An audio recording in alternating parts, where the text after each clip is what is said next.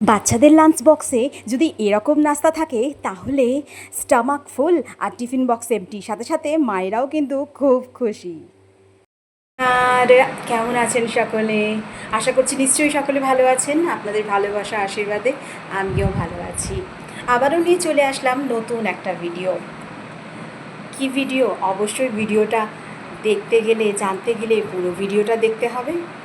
নিয়ে চলে এসেছি সকালের বাচ্চাদের টিফিনের, বিশেষত বাচ্চাদের রোজকারের টিফিনে কি দেওয়া যায় সেটা নিয়ে আমাদের একটা মায়েদের বড় চিন্তা। কারণ রোজ রোজই রুটি তরকারি খেতে খেতে বাচ্চাদের মুখ পচে যায়।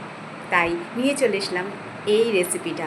এটা আমি কিন্তু প্রথম ট্রাই করেছি, কারণ আমাদের বাচ্চারাও কিন্তু রুটি তরকারির সঙ্গে সঙ্গে মাঝে মধ্যে যদি এগুলো একটু অন্যরকম নতুনত্ব কিছু দিই তাহলেও কিন্তু তারা খুব আনন্দের সঙ্গে সেটা খায়।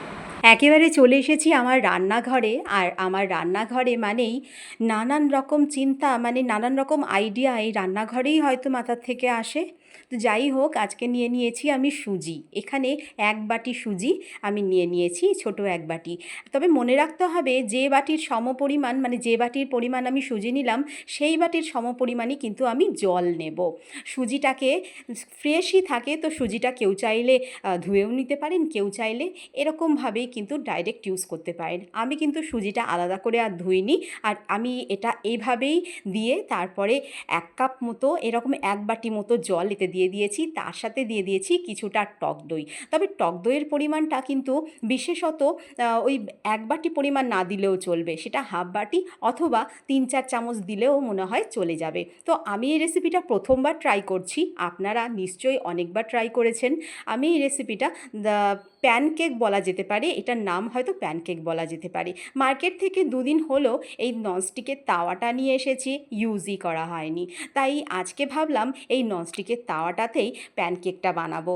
নিয়ে নিয়েছি আমার এই নতুন ননস্টিকের তাওয়াটা। আর এই তাওয়াটাও সাইডে রেখেছি, কারণ রুটি করতে এটা তো দরকার হয়, লোহার তাওয়া ছাড়া আমি রুটি করিই না।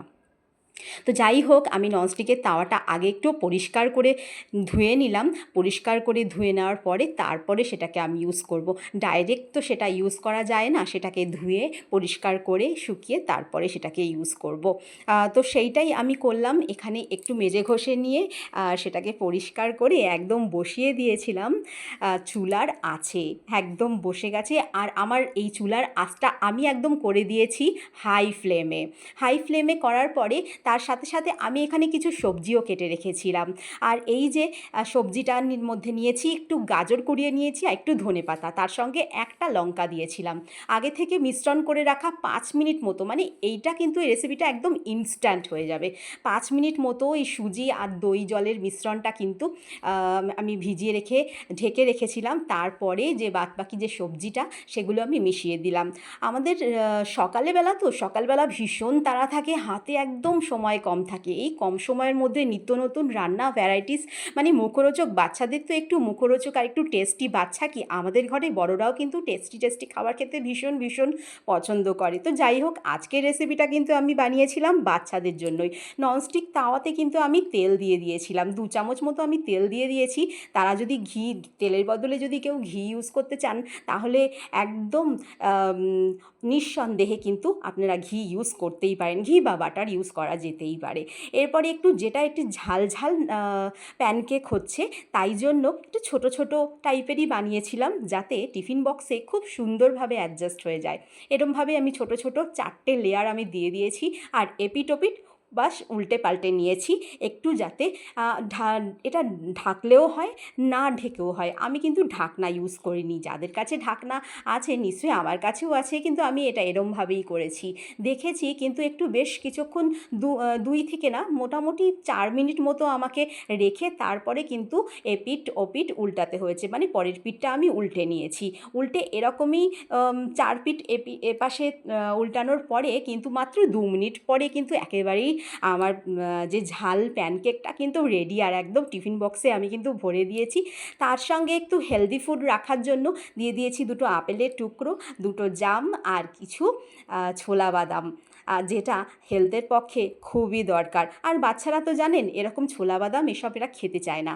এদের যত হেলদি ছাড়া মানে চাউমিন বলো, নানান ধরনের যেটা স্ন্যাক্স আছে সেগুলো ভীষণ ভালোবাসে, কিন্তু এই রেসিপিটা আমি প্রথমবার বানালাম। তো আজকে দিলাম, বাচ্চারা কিন্তু ভীষণই ওরা পছন্দ করেছিল। পরের দিন আমার ছেলের ডিম্যান্ড ছিল, মা আছে তো আবারও বানিয়ে খাও। যাই হোক, বাচ্চাদের টিফিন শেষ হয়ে যাওয়ার পর আমিও একটু রিল্যাক্স ফিল হলাম। এক কাপ চা, মানে এক কাপ চা হয়ে গেলে হয়তো রিল্যাক্সের সঙ্গে সঙ্গে কাজ করার এনার্জিটা একটু দ্বিগুণ হয়ে যায়। একটু নিজের জন্য সময় বের করে এইটুকু তো সময় বের করাই যায়। যাই হোক, ভিডিওটা আজকে এতটুকুই, এই পর্যন্ত রইল। দেখা হচ্ছে নেক্সট ভিডিওর সঙ্গে, ততক্ষণ পর্যন্ত খুব